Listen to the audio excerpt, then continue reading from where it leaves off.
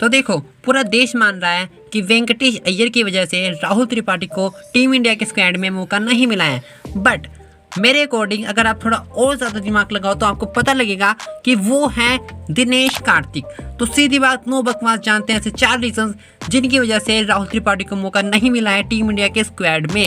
So number 1 reason, change in selectors approach. तो देखो अब सिलेक्टर्स क्या हैं, कंसिस्टेंसी मेंटेन करना चाहते हैं स्क्वाड में, एंड ऐसा इसलिए हो सकता है क्योंकि कैप्टेंसी एंड कोचिंग चेंज हुई है पिछले कुछ महीनों में। एंड अगर आप कंपेयर करते हो स्क्वाड को टीम इंडिया के आईपीएल से पहले एंड आईपीएल के बाद, तो आपको पता लगेगा सिर्फ 3 ही न्यू प्लेयर्स आए हैं, DK, Arshdeep and Umran, and सिर्फ 2 प्लेयर जो कि है संजू सैमसन एंड मोहम्मद सिराज, इनको सिलेक्ट नहीं किया गया है। अदरवाइज हमको तो पता ही है यार आईपीएल के बाद स्क्वाड में कितनी उथल फुथल मस्ती थी, बट इस बार ऐसा नहीं हुआ है। Number 2, what selectors need. अब देखो सिलेक्टर्स को आपको सिलेक्ट करने के लिए क्या चाहिए, तो सिलेक्टर्स को चाहिए बड़ी परफॉर्मेंस, एंड हम सबको पता है राहुल त्रिपाठी ने तो बहुत ही बड़ी परफॉर्मेंस दी है। स्ट्राइक रेट्स उनका आसमान पे है, रन्स 400 से ऊपर हैं, एकमात्र बल्लेबाज हैं लीग स्टेज में।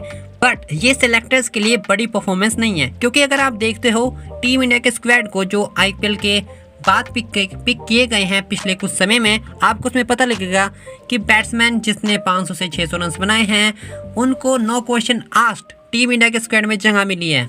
एंड मैं यहाँ पर टीम इंडिया के मेन स्क्वाड की बात कर रहा हूँ, एंड स्ट्राइक रेट यहाँ पर बड़ा इशू बिल्कुल भी नहीं होता है। तो मैं कह सकता हूँ त्रिपाठी ने सिलेक्टर्स के अकॉर्डिंग बड़ी परफॉर्मेंस नहीं दी है। Number 3, no wonders in IPL. तो इस बार आईपीएल में किसी भी इंडियन बल्लेबाज ने कोई भी कारनामा नहीं किया है, किसी भी बैट्समैन ने 500 से ज़्यादा रन नहीं बनाए हैं केएल राहुल को छोड़ के।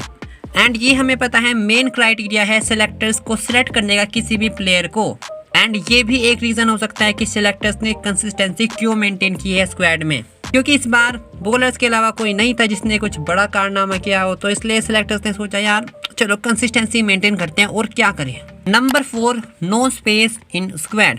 तो अगर हम रिपोर्ट्स की माने तो राहुल त्रिपाठी को मौका मिलने वाला था टीम इंडिया के स्क्वाड में, तो इसका मतलब हम कह सकते हैं कि सिलेक्टर्स कंसीडर कर रहे थे राहुल त्रिपाठी को, बट फिर सिलेक्ट क्यों नहीं किया? तो सिलेक्ट इसलिए नहीं किया गया क्योंकि स्क्वाड में जगह ही नहीं थी। क्योंकि अगर आप एसएल सीरीज के स्क्वाड को देखते हो जो कि आईपीएल से पहले सिलेक्ट हुआ था, एंड इस वाले स्क्वाड को देखते हो तो उसमें 3 बल्लेबाज मिसिंग है, तो उनकी रिप्लेसमेंट में 2 बैट्समैन आए हैं, केएल राहुल एंड ऋषभ पंत। तो यहाँ पर अब बचता है सिर्फ एक स्पेस बैट्समैन के लिए, तो वहाँ पर दिनेश कार्तिक थे, राहुल त्रिपाठी होंगे, एंड इनमें से किसी एक को चूज करना होगा सिलेक्टर्स को।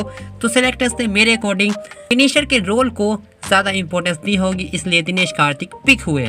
अब क्योंकि कंसीडर तो किया जा रहा था राहुल त्रिपाठी को, तो उनको आयरलैंड सीरीज में डेफिनेटली मौका तो मिल ही सकता है। एंड इसलिए मैं कह रहा था वेंकटेश अय्यर नहीं, दिनेश कार्तिक है वो जिसकी वजह से राहुल त्रिपाठी को मौका नहीं मिला है टीम इंडिया के स्क्वाड में।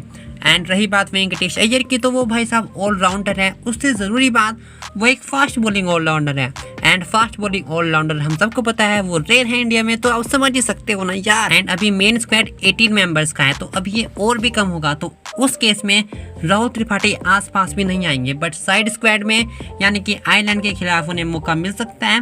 मुझे पता है यार सैड रियलिटी है ये, बट हमें इसको एक्सेप्ट करना होगा। एंड अगर राहुल त्रिपाठी को मेन स्क्वाड में अपनी जगह पक्की करनी है तो उसके लिए उन्हें मिनिमम 500 रन बनाने होंगे। एंड स्ट्राइक रेट्स मैंने आपको बताया था वो अपना कम कर सकते हैं, तो कोई इशू नहीं होगा। एंड हम सबको ये भी पता है सिर्फ आईपीएल ही एक रास्ता है जो हमको टिकट देता है T20 का।